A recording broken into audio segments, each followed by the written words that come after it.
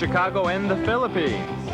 A comprehensive review of the week's special community events, featuring many exciting personalities, handled by the most professional Chicago Philippine Reports TV staff.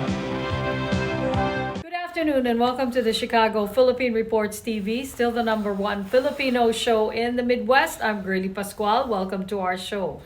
Today we have all the top stories from the Philippines. We also have what's happening in our own Filipino American community of Chicago. We have interesting interviews led by our very own executive producer, Miss Veronica Leighton. We have Brigitte, Cueter, Carino. All these are coming up and more. Afterward from our sponsors, please stay with us.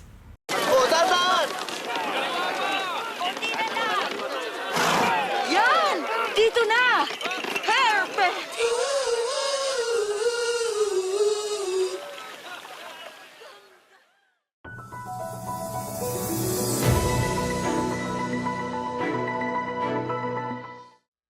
Tatalo na ako dito. This was how DPWH Secretary Vince Dizon expressed his dismay when he first saw the unfinished San Agustin Bridge in Arayat, Pampanga last year. The project had been stalled for 8 years. Dizon was in better spirits when he returned to the bridge this Friday, armed with a clear game plan for the project to secure proper funding this time around. Ngayon, nagsisimula na yung trabaho.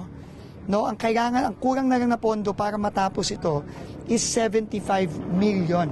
DPWH savings from 2025 will be used to fund the resumption of construction works. After years of missed deadlines and delays, Secretary Vince Dizon is now making a firm commitment to complete this bridge within the year to deliver relief to motorists who have waited far too long. The bridge is part of the national road that connects the provinces of Pampanga and Nueva Ecija. Maraming tatamaan ng mga negosyante at yung mga kalakal, magkakaproblema tayo dito, lalong tataas sa mga bilihin. Dizon has also ordered an assessment of the structural integrity of the already constructed portion of the bridge. Once we fix this one, ang maganda dyan, the traffic will mag-divide by 2. Diba? Ngayon kasi lahat ng truck, 2 ways, hanggang ang dinadaanan. Dizon also inspected the pothole-ridden sections of MacArthur Highway in Apalit, a problem previously flagged by former Budget Secretary Amena Pangandaman. Pero na anong milyari Kenny? What may puto, Jenny? Lack of funds po, sir. Dati 38 million nga, hindi mapondohan to. Ang pakiyo siya 1 trillion yung budget ng DPW. Dizon expressed frustration over the fact that the project, which is only less than half a kilometer long, has remained unrepaired for 5 years. He promised that the DPWH will complete it before the onset of the rainy season. Dizon's final stop was the dike in Barangay Kupang in Arayat, which collapsed following Typhoon Uwan last year. Talagang hindi ka na makakatulog. Iniisip mo, baka biglang lumakas talaga yung ulan. Wala na laman sa ilalim yan, di guguho yan. Kung sakaling mapapabayaan po itong dike na to, pwedeng pumasok ang tubig dito, papunta ng bayan ng Arayat, Santa Ana, Mexico, as far as San Fernando po, pwede po magkaroon ng damage. Dizon has ordered local DPWH officials and the Bureau of Design of the DPWH Central Office to draft immediate measures to protect the community, while long-term solutions are still being studied. One of the options being considered is large-scale dredging and desilting of the river. Kasi yung Pampanga River, lumalaki siya, kinakainan niya yung lupa sa ilalim nitong dike na matagal na. Pwedeng mag-divert ng tubig dun sa cut-off channel sa likod nitong parting to. Ang problema, hindi na-maintain. So, natabunan na ng lupa. The Pampanga River Basin Flood Control Master Plan is among the priorities to be updated and implemented by the DPWH and the Technical Working Group, which includes former Public Works Secretary Rogelio Singson and Project NOAA Executive Director Mahar Lagmay. Dizon assured the public that operations at the Pampanga 1st District Engineering Office will not be affected despite his suspension of the former district engineer. Positive trading resumed in Asia at the close of the week that saw trade tensions reignited and later subsiding over America's planned takeover of Greenland. Despite the recovery seen in neighboring markets, the local bourse couldn't find its footing. The PSC index dipped by 1% for the day, closing at 63.33 and posting a weekly decline. Apart from currency concerns, one analyst says tensions in the region are also something to watch out for. apart from weak growth, which is something that Philippines governments and policymakers can do something about, the problem, the actual downside for growth remains persistent geopolitical tensions, not just globally, but also across the South China Sea. So there's no great risk of a massive depreciation in the peso, even if there's a major political or economic shock. In corporate stories, a board reshuffling at Terra Solar Philippines, company directors are bringing in Meralco Power Gen boss Emmanuel Rubio to replace Congressman Leandro Leviste in the board. Terra Solar says Rubio's appointment comes as it prepares for the commissioning of its flagship solar project in Central Luzon into the national grid. SP New Energy, the solar firm founded by Leviste and now owned by Meralco, also announced the lawmaker's exit from its board. Next, Cebu Landmaster is powering urban development in Cagayan de Oro City. It's building a 120 million peso access road with Xavier University, which ties to its Manresa township. As for Megawide, the Saavedra-led construction firm raises 1.1 billion pesos from its corporate notes offer. This follows company directors' approval in November for the fundraising, which will help refinance its existing obligations. And finally, Dominion Holdings with a new purpose after BDO stake sale to Montisur Equity. Under new owners, it will shift to mining by investing in or acquiring shares of companies with mining operations.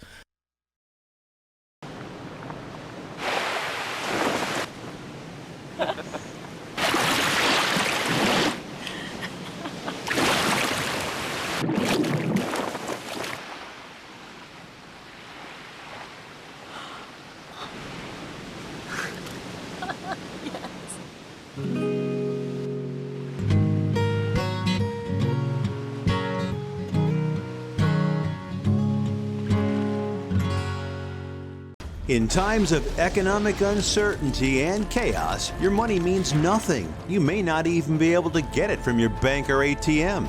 And the money you do have in the stock market will go down and down and down. It's happened during every economic cycle, and it will happen again. What you can bank on is gold and silver. Gold and silver have been a reliable and trusted form of currency for thousands of years. Gold and silver have never been worth zero, and typically gold holds its value and sometimes grows during economic turmoil.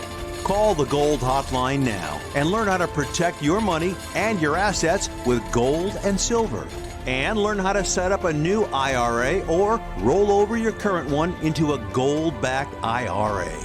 Protect your money from the next market crash with gold and silver. Call now for your free gold guide. Do you need to get your hands on some extra money right now?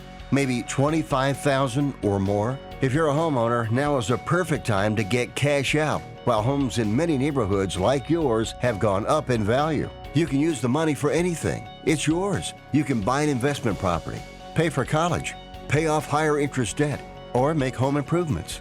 A cash out refinance is the perfect solution to get the cash you need. If you need $25,000, $50,000, or even $100,000, now's the time. Home values are up, and so is your equity. We offer you a way to use it. No need to sell your home or use your savings. Call New American Funding now and speak to a cash out refi specialist and see how much cash out you can get. Call New American Funding at 855-332-3929. That's 855-332-3929. Call 855-332-3929. ViaTimes, vital news, vibrant views for the Filipino Asian communities in Chicago. ViaTimes for your most interesting and exciting reading and your party coverages. ViaTime has very interesting columnists. You name it, ViaTimes has it. Law, Filipino news, dentistry, immigration, humor, serious opinions, health, beauty, mysticism, Bata Corner, showbiz, and intelligently written editorials. Call ViaTimes at 773-866-0811.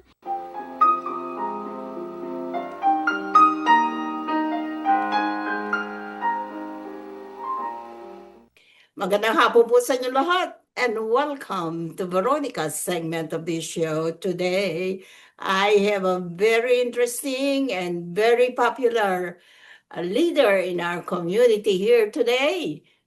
And Her name is Miss Gemma Esmala, and she's a dynamic community leader in our community. As a matter of fact, I can introduce her as the current president of the Philippine Nurses Association of Greater Chicago, PNAGC. She's the current newly elected president. And she's one of the core organizers of the Dinagyang Chicago Festival last week. They had a big fest last week.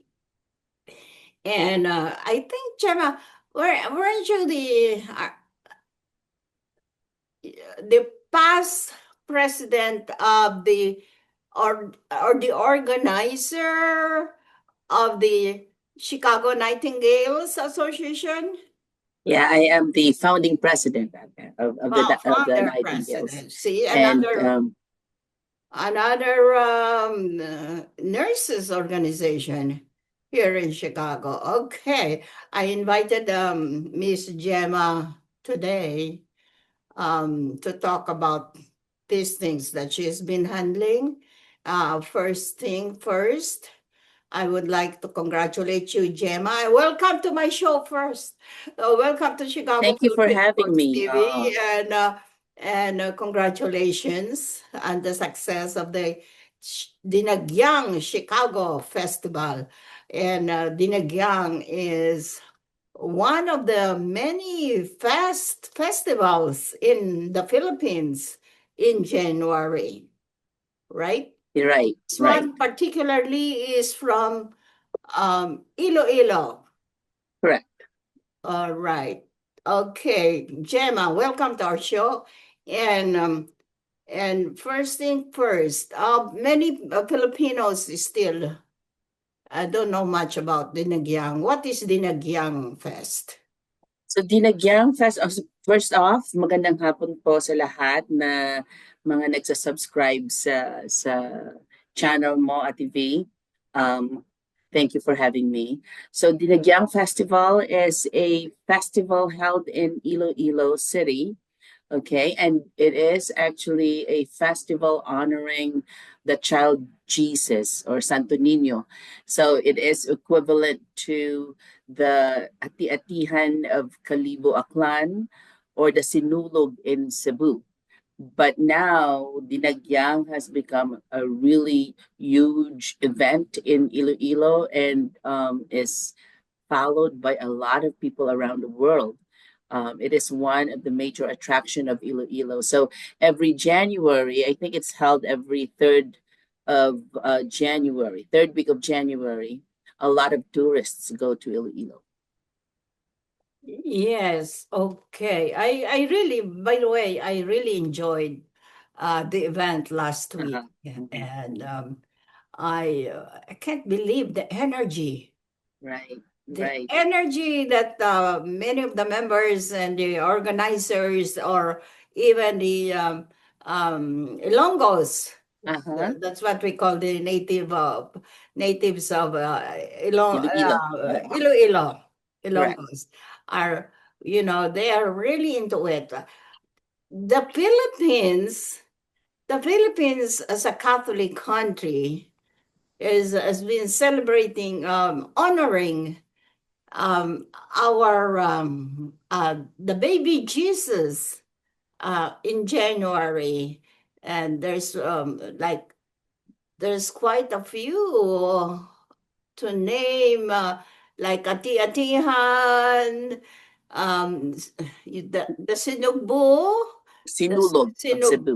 Sinulog, and also honoring our and Nazarene, Jesus, Nazarene, this last. Oh, okay. This January too. Last week too. Okay, Gemma, you are one of the core organizers of this association, and I know that you're actually in this last event, you're really actually the mover and shaker. I know that, right? You are. Well, it takes a village to make it successful at TV. So there's actually 7 people who started this. We call ourselves the Tribu Ilonggo. Okay. And then basically the main goal when we started this is to kind of like get the people of Ilonggo people in the Midwest together in celebrating Dinagyang, because this is again another one festival in Iloilo that is so, I would say, world renowned, that we wanted to make sure that we share it to the second generations of Ilonggos here in the Midwest and in the US, because I don't know if any other states do a similar, like holding this Dinagyang festival. So we really wanted to make it, where the second generation or the next generations of Filipino Americans, especially the one who's native to Iloilo, would be familiar with the Dinagyang festival. That's why we have the Linay Sang Dinagyang, meaning to say like maidens or binibini or miss, and we are actually, our target population are the teenagers, so the middle schoolers and high schoolers. And what we do is it's sort of like a pageant style, but it's not a competition, because we want to make sure that the kids form a bond, which usually that's what happens. They form a bond. And then one unique thing that we do with this Linay and Dinagyang is we request the parents to teach their children or their teen a line in Ilonggo. So during their introductions, they would speak a line or two in Ilonggo. So which usually when you listen to it, it's kind of like, how the way they say it is slang, right? So, but at least they're introduced to the dialect. But actually, Hiligaynon is now a recognized Filipino language. So, along with the Tagalog, so it's in Hiligaynon actually. How you're able to handle such event, a huge event, and it's getting bigger, just like how I notice it. It's getting bigger every year. And it's you celebrated the 5th year, I think, this year. Right, the fifth And the fifth time that we did it. Yeah, we started in Yes. 2018, but because of the pandemic, we had some years that we did not celebrate it because of the pandemic. But really, the secret to it at TV is just really mobilizing our resources. The people who are helping a lot would be the parents of the Linay. So if we have like 10 Linay participants, then we will have 10 sets of parents who would help us, plus the core organizers. Again, as I've mentioned in the beginning, there were 7 of us, but the rest of a few of the 7 members relocated. So right now we have 3 active ones, plus again the previous Linay parents who have invested their time with the Tribu Ilonggo has helped a lot in making sure that the celebration is successful. And also, I would like to mention at TV that Tribu Ilonggo is not an organization. We don't have a president or anything like that. It's more of a task force. Our task is to just celebrate Dinagyang. But of course, in every event, there is usually, to make it more meaningful, we partnered with the Chicago Nightingales. So the Chicago Nightingales, they're, in line with their mission and vision, and that is to also make sure that we tap on our youth members of our society, that they become, like successful members of society. And one thing that will engage them is inviting them in joining stuff like this, right? Like activities like this, and and a lot of them who have joined would say that it helped them a lot, you know, because they become like the cultural ambassadors of Iloilo. They learn about the culture, they learn about the dance and the songs and the language. So it really helps a lot that that the Chicago Nightingales is nice enough to partner with us. So any proceeds, the proceeds of this event, of the event that we had, and we've done it in the past, goes to the two orphanages that the Chicago Nightingales are supporting, and that is the Don Bosco Boys Town in Iloilo and the Santo Niño Orphanage in Bacolod. So consistently, we would give, say, like $1,000, you know, after the event, and that's already a huge help for them, you know. And they've always been very appreciative of whatever we can share with them. I mean, the those two orphanages. Yes, it was fantastic costumes and wonderful talents and wow, I cannot say really much, too much. I've got to tell you, I got to express really my appreciation about my enjoyment watching. Oh, that's nice. Okay. It's nice having you there, Ate V.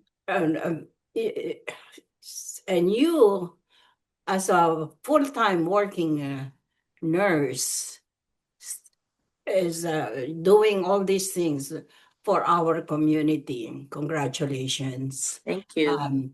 Okay, going back to your being the lady president of the PNAGC, you just got recently inducted as the new president. Can you please tell our viewing audience about this organization? Well, the Philippine Nurses Association of Greater Chicago is a professional nursing organization. And it has been in,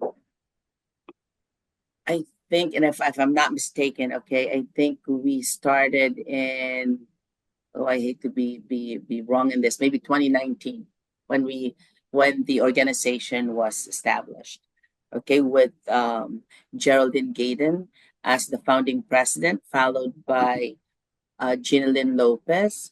And so far we already have two past presidents, and I am the incoming president. So this organization is also just like any other professional organizations. We hope to make sure that we hold the nursing profession as the main focus of our organization, and that we uphold the values of a true Filipino American nurse, and that we deliver excellent care, and that we make sure that we uphold excellence in everything that we do. So that is why we have this annual celebration, what we call Pugay Kamay. And Pugay Kamay means salute, right? So saluting those nurses who excel in their respective fields. Like, for example, in home health, or a nurse who's also a community leader, or a bedside nurse who's recognized by the organization as one of the best nurses. So we do that annually, and we basically it's just by nomination. Whoever nominates an outstanding nurse, we try to so that is the avenue or the stage for them to be recognized as one of those excellent nurses in their respective fields. And also in every organization, one of the recipients of our events it goes into a scholarship fund. So since the inception of the Philippine Nurses Association of Greater Chicago, we have supported I think, a total of 15 nurses in the Philippines. It may not be the whole tuition paid, but every year we would send something to our scholars. May it be a small amount of, it may not be, it may be small in our eyes here, but it's actually already like huge, unexpected fund that they get. Because we don't promise so basically for every year we will have, like, say, 5 scholars. And then the only requirement is as long as they go into nursing, because we want to develop and propagate the nursing profession, right? So they have to be interested in nursing. So when they are a nurse and they're recommended by a teacher or whoever in their community and recommended for us to be one of our scholars. So actually the board of directors would choose, each board of director has an opportunity to choose one scholar. So like right now we have like 15 scholars, and those who are already graduating, every year they get something from us. But this is not something that we promise to them. So they're just going to be surprised that, oh my God, they got something that's totally unexpected. So that's why the members and the officers of the Philippine Nurses Association of Greater Chicago they're all inspired also because of this this project that we have, the scholarship project that we have. Gemma, how old is this organization and how many members do you have? The Philippine Nurses Association of Greater Chicago? Here in Chicago. Yes. I think we were established in 2019, if I'm not mistaken, okay?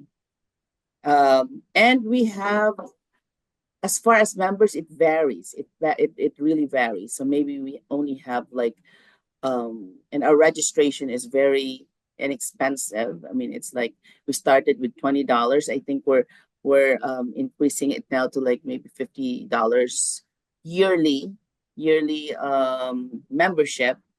So up to date, I don't have the exact number as to how many registered members we have, but every time we have an event, it's sold out.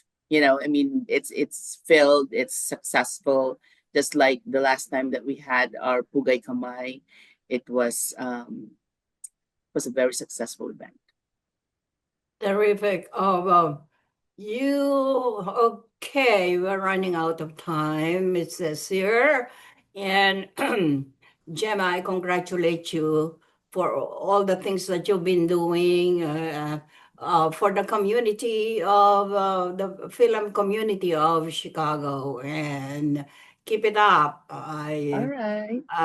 You you, are such Ate. an amazing lady, working full time as a nurse, believe it or not, and she is involved in so many things in this community to improve and to devote more time in this community. All right, Gemma, maraming salamat sa iyong pagdating sa aming show. and thank you for gracing our show. And and what else? One last word before we sign off. Well, thank you for having me at the V. It's always, again, I mean, servicing the community is one thing that I am very passionate about. I love organizing. I love initiating projects that makes a difference. So that's why, with the Chicago Nightingales, our mission and vision is just one thing. That's to make a difference, one community at a time. All right. Okay. By the way, I want to mention that Miss Gemma Esmala is one of our Hall of Famers. She was thank you. recipient of a Chicago Filipino Asian American Hall of Fame, a project of the ViaTimes and Cprtv. Looking forward to another one at the V. 2020. Looking forward to another Hall of Fame celebration. We hope to resume Yes, our yes. event one of Right. these days. Okay, well, we'll let you know. Of All right. course. Okay. Maraming salamat, Gemma. Thank you. All right. Maraming salamat po sa inyong panonood. Ako po si Veronica. Enjoy the rest of your weekend. Bye, Gemma. Bye. This is a prayer and a reminder. All we have is now. Anak, umuwi ka na.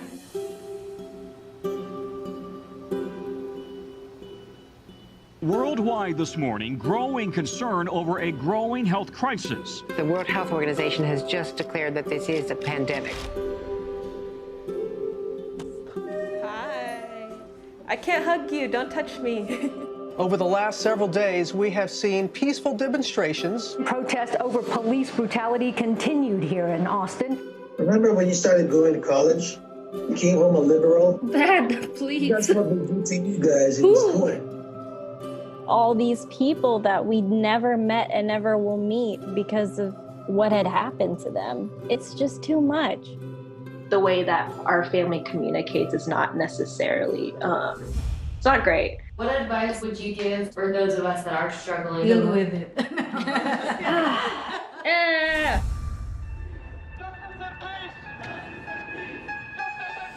I think the norm for our communities has been to just stay silent and keep to your own business. I could definitely be doing more than I'm doing right now, and I know that others can as well. What if someone is called from God to be an activist? I can answer the question. Shouting revolution, oh wow, breaking each tradition. You don't believe in the Black Lives Matter movement?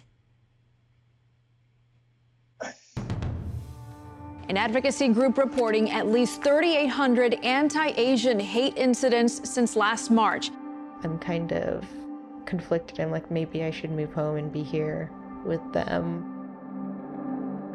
I hope that this moment makes you take a step forward and a step together in the right direction.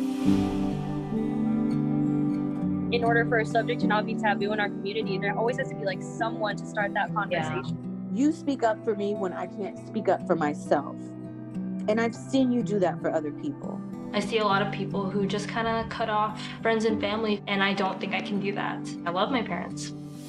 This is a symbol of our voices.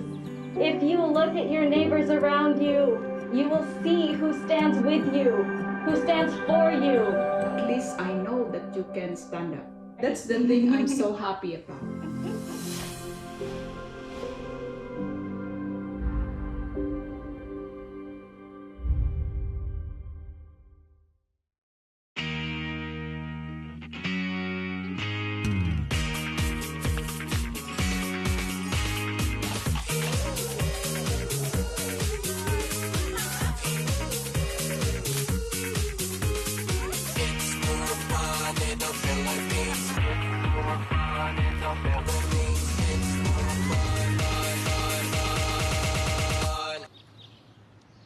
It's more fun in the Philippines. Magandang hapon po sa inyo lahat and welcome to Veronica's segment of this show. Today, I have a very impressive young Asian American lawyer guest here in our show, and his name is Ian Sharping. Ian is he's a lawyer, and he works as commissioner for the Illinois Court of Claims, and he's also working as assistant professor of legal studies at Harper College. That is just to name a few accomplishments of this young lawyer. And let us welcome Ian Sharping on our show. And please, Ian, you really have an impressive and extensive bio. And will you please, I invited you here. First thing, because of your upcoming award, and we'll talk about it later. And please tell our viewing audience about your other accomplishments in your professional career. All right. So as you'd mentioned, I'm a lawyer. I've been a lawyer since 2003. I've worked all over the place. I've done some work in the public defender's office in Lake County, Indiana, done a little bit of work for the state's attorney over there as well. I've done civil rights litigation in both state and federal court, mostly in the Western District in Rockford. I've done some general practice litigation stuff, and then I really transitioned careers into higher education and nonprofit work in about 2012. Initially working for the City Colleges of Chicago, doing some teaching and also working in administration, in budgeting and strategic planning, and then doing some work in accreditation and compliance. While I was there, I did some work with student records and privacy. So I also have a master's degree in cybersecurity from Brown University. I got that in 2018, and then helped transition some of the programming from the old Malcolm X College into the new building, and did a bunch of work there. That led to me going over to Instituto del Progreso Latino on the Chicago's Southwest side. They're a nonprofit, also in education, workforce development, helped them open a nursing college, also did a bunch of work there, workforce development, community outreach,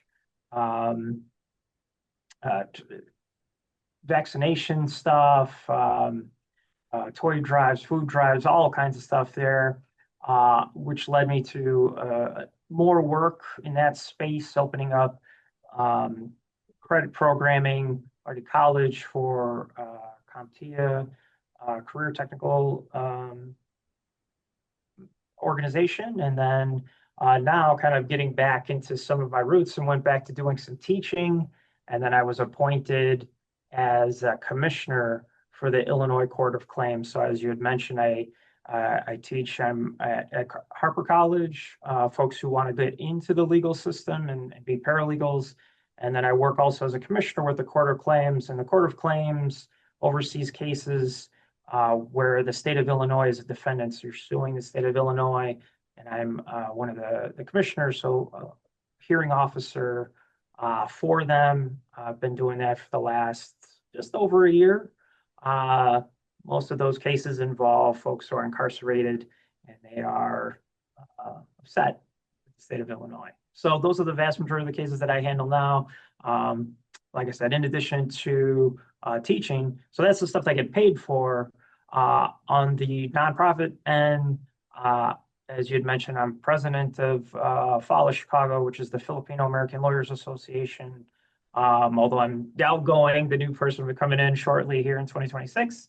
I also sit on the board for the Chinese Mutual Aid Association, so I'm a board member there.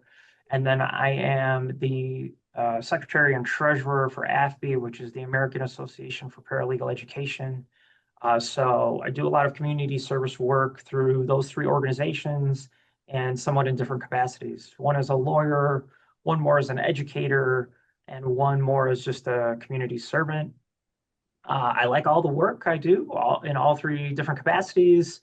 And I feel like it was very important work to be done, especially this last year, making sure that some of those voices continue to be heard in sometimes, tough atmosphere. So really proud of that, and, ready to continue moving forward in 2026 with that work and help where I can help. Wow. With all those impressive things that you've been doing as a young professional, young lawyer professional, it's just so impressive. Ayan.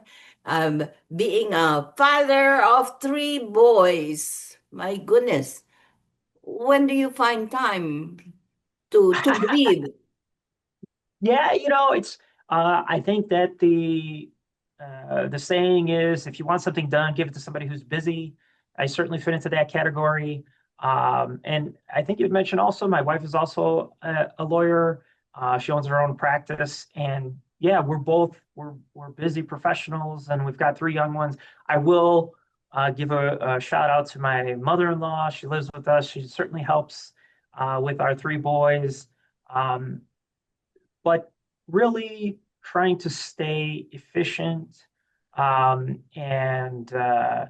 prioritize the work that needs to be done and get to it. If you wait and procrastinate, it's tough to keep up. So trying to do that has been helpful, and it keeps me energetic, keeps me feeling youthful to try and keep up and work in all of those spaces. Well, congratulations, and well, more luck to your family life. Anyway, well, let's go to the award that you will be receiving sometime soon. And will you please address our viewing audience about this award that you will be receiving? Definitely. So I'm going to be receiving the Advocate for Diversity Award this Thursday, January 22nd.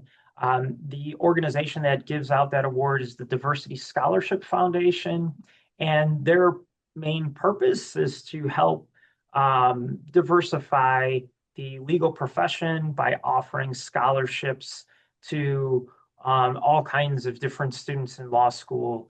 And they give awards out to scholarships to students in Wisconsin, Illinois, Iowa, Indiana, Michigan, and I think Missouri for the first time this year. So really proud to be part of that. And by diversity, I mean, they really mean diversity. So, women have been underrepresented in the law. Folks with physical disability have been underrepresented in the law. Different minority groups, including Filipinos, have been underrepresented as legal practitioners and leaders in that space. And so this organization helps open doors for those folks to take that first step, get into law school, and then pay for law school and make it through. And then, of course, you then have this network of legal professionals who can help guide you throughout your journey. So to be recognized by that type of organization is an honor. I'm going to be on stage with one of the Supreme Court justices of Illinois, some nonprofit leaders. So, and then of course all the recipients of the scholarships. So it's a really cool event. It's at the JW Marriott downtown. Last year there was something like 1,000 guests there, all throughout the legal community. So judges, lawyers, folks who are impacted heavily by the legal community. So there'll be folks who work in government, nonprofits, all in attendance. And it's a cool event. It's a fun event.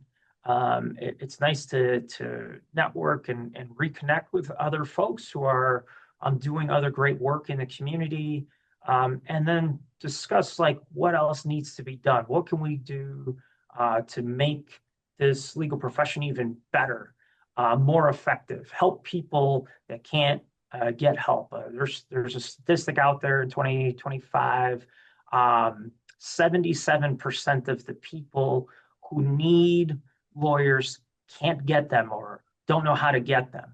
That's a huge group of people that's being underserved. And so that's a big part of what we're trying to do. Is it a cultural breakdown? Is it that we don't know who to reach out to, who to trust? And if those are problems, I feel like it's part of my mission to get myself out there and reach out to those folks so they can get the help that they need and move forward with their lives.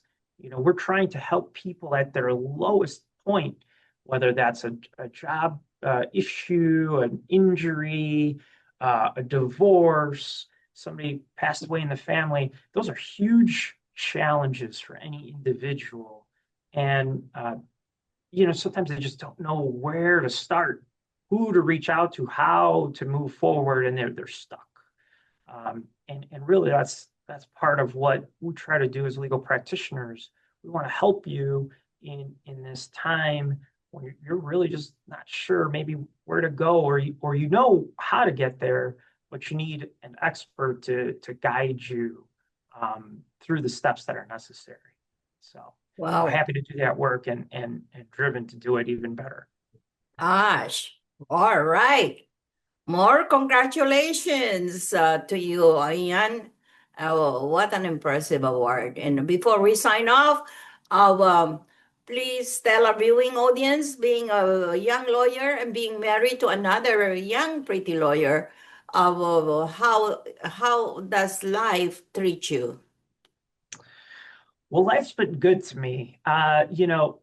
Some things that are good, are really special about being a lawyer is you can help the community.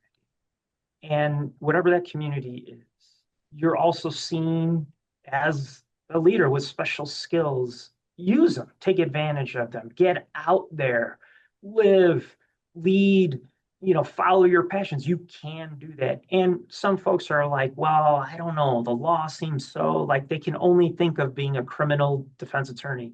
That's not true. You can work in any field. Every vertical needs a lawyer. If you want to work in media, right?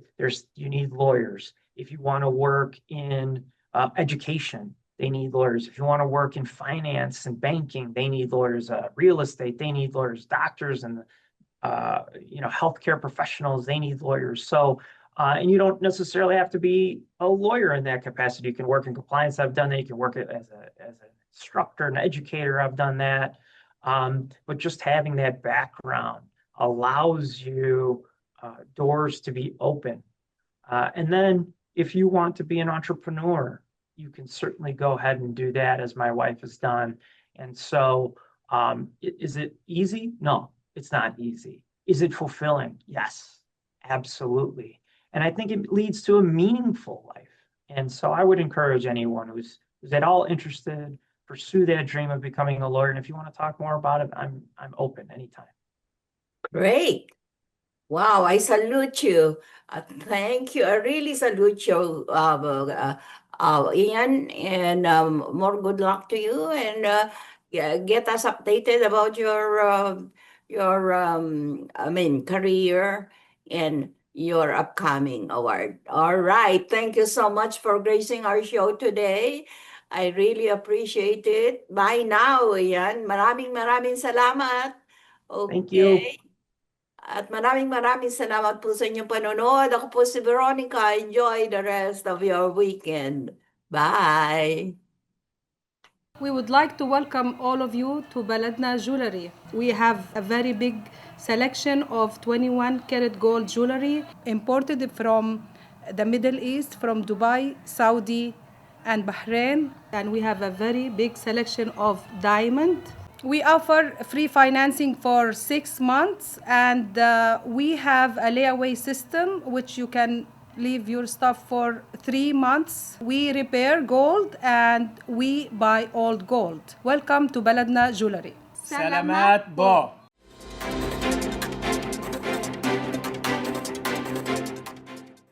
Good afternoon. This is Brigitte, Carino, Cueter, bringing you this week's local news from our community.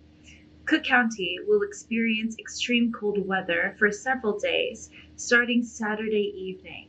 The National Weather Service has advised that wind chills will make it feel as cold as -10 Fahrenheit for over the next several days.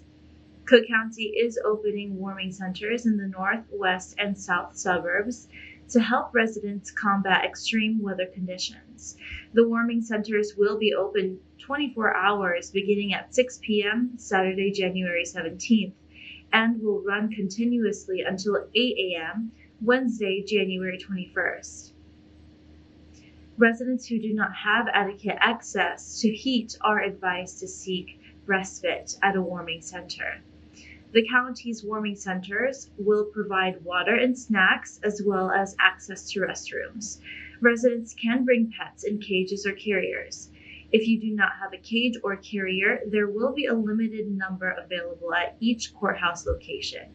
In celebration of the founding of the United States 250 years ago, Governor J.B. Pritzker is inviting Illinoisans to unite in service by volunteering with organizations of their choice to foster community connection and build a legacy of giving back through 2026. Illinoisans throughout history have always come together to help their neighbors, and it's this deep sense of community that makes our state the best in the nation, said Governor J.B. Pritzker. As we celebrate America's 250th anniversary, I encourage Illinoisans from across the state to unite in service and give back to the place we all call home. Serve Illinois is proud to celebrate America's 250th birthday by bringing people together in service to one another, said Serve Illinois Executive Director Andres Fernandez. Volunteering and community service brings out the best of us, our communities, our state, and our nation.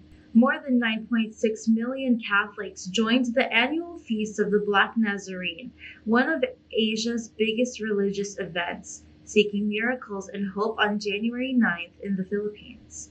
In a fiery homily at the Fiesta Mass, Bishop Rufino Sescon Jr. of the Diocese of Balanga called on politicians implicated in infrastructure corruption to resign, declaring, "Shame on you," as devotees braved a record-breaking 30-hour procession through Manila's streets. President Donald Trump said Friday he may punish countries with tariffs if they don't go along with his push for the U.S. to control Greenland. "We need Greenland for national security, so I may do that," Trump said at the start of a White House roundtable on healthcare. Trump says the United States needs Greenland for national security. Trump for months has insisted that the U.S. should control Greenland, a self-governing territory that is part of the Kingdom of Denmark. Illinois State Treasurer Michael Freerichs and Chicago Children's Museum are once again partnering to host a $5.29 Family Day on Sunday, January 25th. As part of the special event sponsored by Bright Start 529 College Savings, general admission to the museum will be discounted to $5.29 per person. Tickets are now available through the museum's website and are expected to sell quickly. During the event, children can decorate their own piggy bank to take home in the Bright Start 529 Little Savers crafting workshop. The activity is offered free of charge and is designed to spark age-appropriate conversations with children about saving, goal setting, and planning for their financial future. Families are also encouraged to speak with the Bright Start 529 program team about how a 529 account can help achieve college savings goals. This is the second time CCM and the Treasurer's Office have partnered for a $5.29 Family Day. The event reflects their shared interest in fostering early educational experiences that inspire a lifelong love of learning. Cook County Department of Public Health today began distributing its annual Suburban Cook County Health Survey to better understand the health status, needs, and challenges facing local communities. An invitation to take the survey is being mailed to 32,000 randomly selected households in 2 waves between January and April. Invited adults age 18 and older can complete the survey online or through a paper survey. Survey responses are confidential and not personally identifiable. The survey is available in both English and Spanish. Results from the survey will help public health officials develop data-driven programs and policies aimed at improving health outcomes across suburban Cook County. That's all for today. Thank you for watching our news this week. This is Brigitte. See you next time. This is a prayer and a reminder. All we have is now. Anak, umuwi ka na.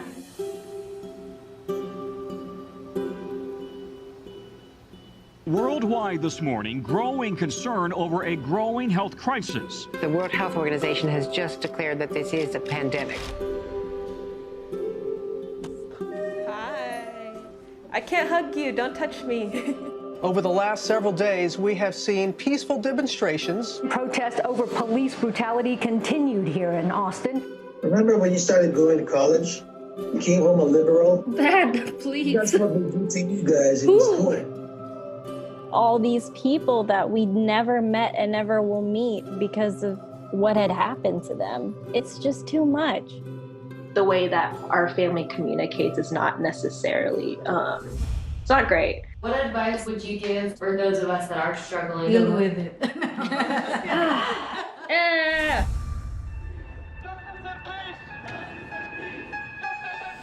I think the norm for our community has been to just stay silent and like keep to your own business. I could definitely be doing more than I'm doing right now, and I know that others can as well. What if someone is called from God to be an activist? I can answer that question. Shouting revolution, oh wow, breaking each tradition. You don't believe in the Black Lives Matter movement? An advocacy group reporting at least 3,800 anti-Asian hate incidents since last March. I'm kind of conflicted. I'm like, maybe I should move home and be here with them. I hope that this moment makes you take a step forward and a step together in the right direction. In order for a subject to not be taboo in our community, there always has to be like someone to start that conversation. You speak up for me when I can't speak up for myself. And I've seen you do that for other people. I see a lot of people who just kind of cut off friends and family, and I don't think I can do that. I love my parents. This is a symbol of our voices. If you look at your neighbors around you, you will see who stands with you, who stands for you. At least I know that you can stand up. That's the thing I'm so happy about.